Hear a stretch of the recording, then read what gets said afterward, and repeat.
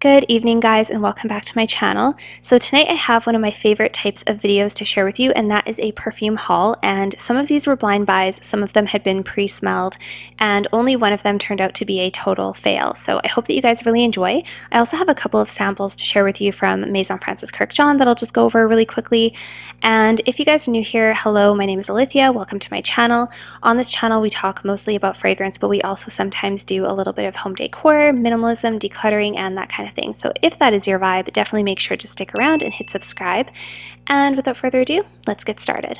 Okay, so you guys, before we get started, I just want to say a couple disclaimers. Number one, I'm extremely tired today. I did work a night shift last night and didn't sleep a lot today when I got home, so if I seem a little bit lackluster, that's why. Also, if you hear children playing, it's only like 6 p.m. here and there's kids playing outside, so I do apologize if you hear children's laughter and all of those other things that interfere with my videos. So I'm actually just sipping on some lemon and chamomile tea right now, and I think there's ginger in here as well. And I absolutely love ginger tea, especially if I feel like I'm starting to get a cold or something. I love how soothing the ginger is. So that's what we're sipping on tonight. And before I get into the perfumes, I do have a couple of samples from MFK that I want to quickly go through with you guys as well. These were ones I kind of just purchased on a whim directly from the house because I've always wanted to smell Gentle Fluidity Silver, and I've also always wanted to smell Gentle Fluidity Gold. Those were kind of my two main ones. And then when you order from the house, I think they allow you to pick 4. So I also chose Aqua Celestia and Feminin Pluriel, which I'd heard really, really good things about. So I'm just gonna go through them rather quickly, like I say, but I'm gonna save my favorite one for last, and then we will get into my full bottle perfume haul. Okay, so the first one is Aqua Celestia. So that's what the bottle looks like, and I did just respray the card. And this is a very bright, minty, citrusy scent. I think there's also musk in here. And this is a unisex fragrance, but for me, I think it does lean a little bit masculine. It's very refreshing and very citrusy, very uplifting. I really like the mint that's in here. It's not super strong. It's not like a super bold, minty, citrusy fragrance like Acqua di Gio or something like that. This is, it's a really nice fragrance, but for myself, I don't think I would purchase a full bottle of this one. You really have to like citrusy fragrances for hot weather to like this one. And as you guys know, citruses are not my absolute favorite. So this one, unfortunately, is one that I would not be purchasing a full bottle of. So the second one is Feminin Pluriel, and actually this one I had heard Pika from Pika Fragrances talking about this one. If you guys haven't checked out her channel, definitely do. She makes really amazing videos. I will try to remember to put a link in the description box for you. But this is just basically a really nice floral fragrance for women. There's also a little bit of patchouli and vetiver in here, and a couple of the floral notes are purple flowers. So you have violet and you also have iris. And I don't really care for this one, to be honest. It's a nice scent, but there's something in it that rubs my nose the wrong way, and I think it might be the vetiver. I don't know. I think, and I like vetiver, but I think just the way the vetiver is done in here, it's just not my favorite scent. So this is one that I will definitely not be getting a full bottle of. I think a lot of people probably really like this one. And I would like to check out the Masculine Pluriel as well, just to see if that one's any good or not. But yeah, this one I definitely will be gifting to someone. And if I have to choose, I would say I prefer the Aqua Celestia over the Feminin Pluriel, just because of that weird note that's in there that kind of bothers my nose. Okay, so now we come to the Gentle Fluidity fragrances. These are both eau de parfum concentration. You have Gentle Fluidity Silver and Gentle Fluidity Gold. And what I had heard was basically that the gold one was the feminine version and the silver one was the more masculine version. What I can say is both of them are amazing. They're both really, really good. So the Gentle Fluidity Silver, this is a masculine fragrance, and I'll just read to you what some of the notes are. So it says there's juniper berries, and then there's musky and woody notes. And this one, I don't even have to respray it because it is so strong. It's so bold. This is an absolutely gorgeous masculine scent. It has a luminosity to it. It has like a vibrance to it. It smells very expensive, very posh. I could see a guy wearing this either for a special occasion, but I could also see him wearing this just to the office every day. It smells really good, and I really like the juniper berries that are in there because it gives it that truly masculine kind of feel.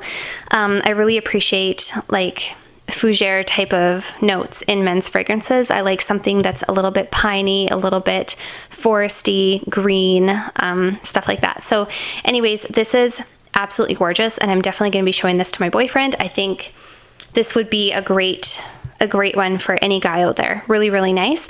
It's very unique though, and it is different from your mainstream fragrances. So I would say don't blind buy. I would say still test it if you can, but this is really, really nice and definitely does lean masculine. I would not wear this. I think you could wear it if you're a woman, absolutely, but this one for me definitely leans very, very masculine. And the second one, Gentle Fluidity Gold. Okay, I probably need to respray this because the opening of this is to die for, so just give me 2 shakes.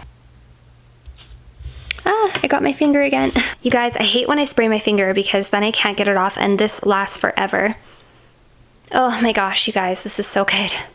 Okay, this is amazing. This is essentially a vanilla fragrance, but there's also some ambery notes in here.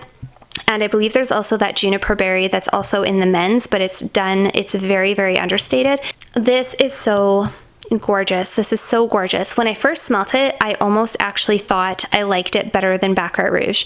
But after giving it some time, I did decide, no, I still do prefer Baccarat Rouge to this one. Baccarat Rouge is just unbeatable. It's such a good one. But this is stunning. This is absolutely beautiful. If you are looking for a truly sophisticated vanilla this smells posh, this smells really bougie, this smells expensive, it has really good performance. It essentially does become a vanilla fragrance, but there's something different about it. It's unlike any vanilla fragrance I've ever smelt. Really, really nice. I almost immediately purchased a full bottle of this when I smelt it, and then I was like, no, you're gonna wait. You have other niche samples coming, you are gonna wait. So I talked myself out of it. It's so good. So anyways, I'm going to be keeping this sample for sure, and I'll probably try wearing it a couple of times and just see how I feel about it. But this is definitely one that is a contender for a future full bottle. Okay guys, so let's start off with my full bottle perfume haul, and we'll start off with one that I don't actually love, which is Victoria's Secret Love. And this one was a blind purchase. I didn't pay a whole lot for it, but still kind of a lot for what it is. And this one I actually purchased off of the recommendation of Yana from The Scented. And this one she was talking about quite a lot, and she said that it has a note of boyfriend t-shirt. And I don't know about you guys, but to me, nothing smells better than your boyfriend's t-shirt. Like literally nothing smells more comforting. I love like a little bit of a masculinity, some muskiness, that skin-like kind of smell. And that's what I was really hoping for with this. I was hoping this would have like a truly, like a very realistic skin-like or like boyfriend t-shirt kind of smell. And this also has, I think, it's got a forest note of some sort. I think it's juniper, and it also has apricot. And unfortunately for me, it's not a bad perfume, but it's just very basic. It really does to me just smell like a basic fruity floral that I might like when I was in my teens, to be very honest. It's not a bad scent, but I don't really like it all that much. Something I do really like is the bottle. I absolutely love the bottle. How pretty is it? Lasting power is like mid-range, I would say. It's not a bad performing fragrance.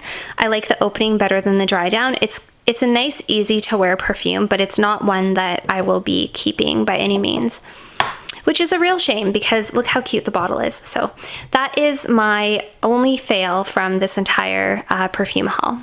So the next one we're going to talk about is one that I can barely even fit on camera.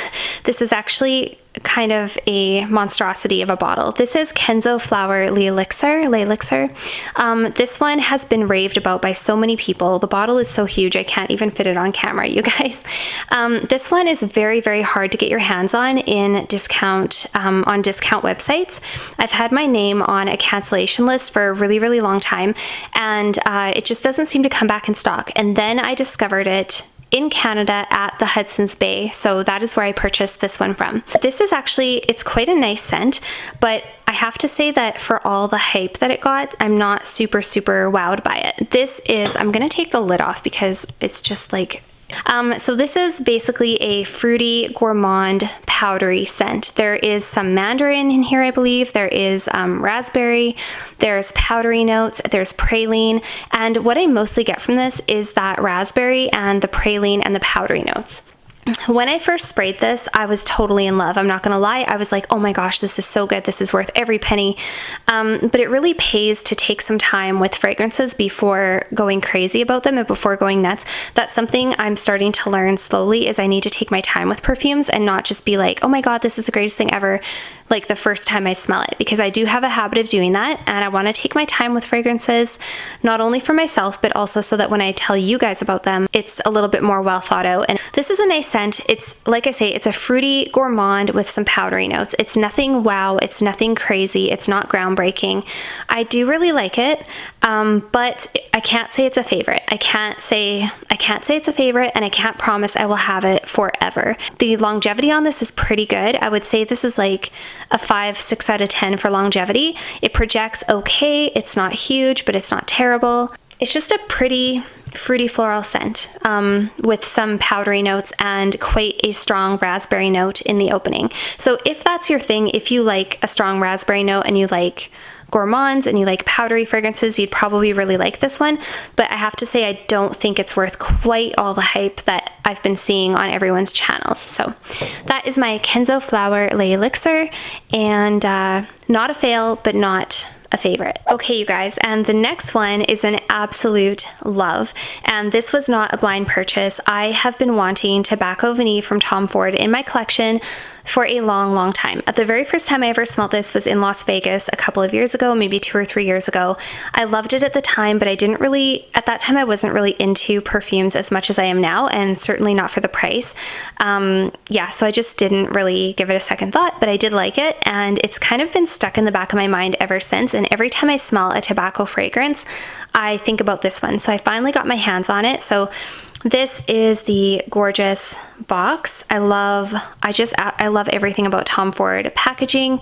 So this is the bottle, and this is only a 30 ml bottle, you guys, because for the price and for the amount of perfumes I have, I just didn't see, I couldn't justify buying a larger bottle. So this is just a 30 ml, and you guys, this fragrance is incredible. I love it so much. This is essentially a spicy, boozy, tobacco vanilla fragrance. There's also cacao notes in here, and I think there's also fruity notes. And what I mostly get from this, you guys, is a powdery, boozy, chocolatey tobacco. That's what I mostly get. Even though vanilla is more prominent in here, like if you look on the notes, they say that vanilla is more prominent. I get a lot of that chocolate. Maybe it's just me. I pick up on it a lot. But this is just, it's an absolutely intoxicating chocolatey tobacco scent, essentially, which I really love. I'm just going to take the lid off and smell it again for you guys.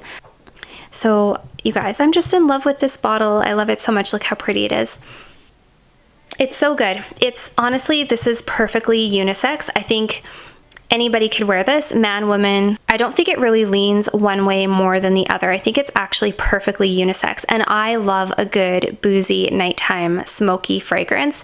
I've really been gravitating more toward those lately, and I've been kind of exploring that kind of type, that family of perfumes a little bit more. I just think they're so sexy. I think there's something about them when they just have this like boozy, smoky, nighttime quality about them. Especially tobacco. Tobacco is becoming one of my favorite notes in a perfume. So you guys, this is so good. This is worth all the hype. I love it. I love it. I love it. By the way, I will be doing a tobacco fragrance video because I have about 4 tobacco dominant fragrances right now, and I will be doing a video comparing and contrasting all of them for you guys. So let me know if that's something you're into as well. Okay guys, and my last and my absolute favorite from this entire haul, including my Tom Ford, is Jazz Club from Maison Margiela. So you guys, I'm super late on the Jazz Club train. I have smelt this before. I smelt it a long time ago in Sephora. It took me a really long time to finally bite the bullet and get this in my collection. And actually, I didn't purchase this. I traded this with a subscriber. But yeah, I think it was a very fair trade. I have been wanting to get my hands on Jazz Club for so long, you guys, and I'll put the notes on the screen for you. This one is also a boozy nighttime tobacco woody scent, but there's something special about this one. There's something different about this one. I don't know what it is, but this, you guys, this is, I think, the sexiest fragrance in my entire collection. I think this might be the single sexiest fragrance in my entire collection. So when you get the Margiela fragrances, they all come with the little cap on them.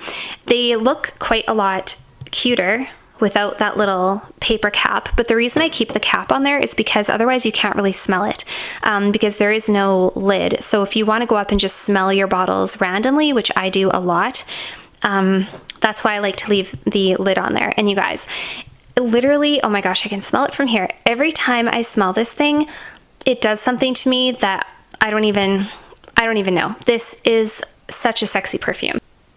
Oh my gosh, you guys.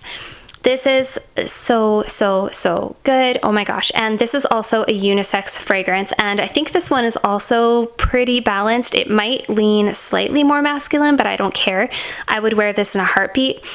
This is the type of fragrance I would wear out with my girlfriends going out to specific types of occasions. I think this is more like nighttime clubby, obviously like jazz club, like piano bar type of atmosphere. It's got this unique nighttime, like cigars and vanilla and boozy notes and rum and smoke, and I don't know, it's so good. There's nothing quite like jazz club. I do have to say the only thing I wish was a little bit better about this is the performance. It's okay, it's not terrible. I probably get about 4 hours, maybe 5 hours on my skin before it is a very, very soft skin scent. And it projects okay for like the first 1 to 2 hours. The first 1 to 2 hours is solid. It's definitely better than Whispers in the Library. If you guys remember, Whispers in the Library was pretty bad in terms of performance. This is much better than that, but it still could be a lot better. And I think this is an eau de toilette concentration, if I'm not mistaken. I can't see it on the bottle, but I'm pretty sure this is an eau de toilette concentration, and that is my only beef with the Replica fragrances. I just wish that they had better performance, some of them, but you guys, I love this thing so much. So yeah, I highly, highly recommend this if you've been on the fence, if you haven't smelled it before, which I'm sure many of you have, but if you haven't, and if you like those boozy, nighttime, smoky, tobacco, vanilla type of fragrances, you absolutely have to get your hands on this. Yeah, that is Jazz Club by Maison Margiela. So that is it for today's video, you guys. I hope that you really enjoyed. I would love to know your thoughts on these fragrances down below. Also, if you have any other questions or you'd like me to go over the Maison Francis Kurkdjian fragrances in a little bit more depth, I would be happy to do that. And if you haven't already, feel free to head on over and follow me on Instagram, where I share a lot of little tidbits of my life that I don't usually share here on YouTube. And I'll see you guys all next time. Bye for now.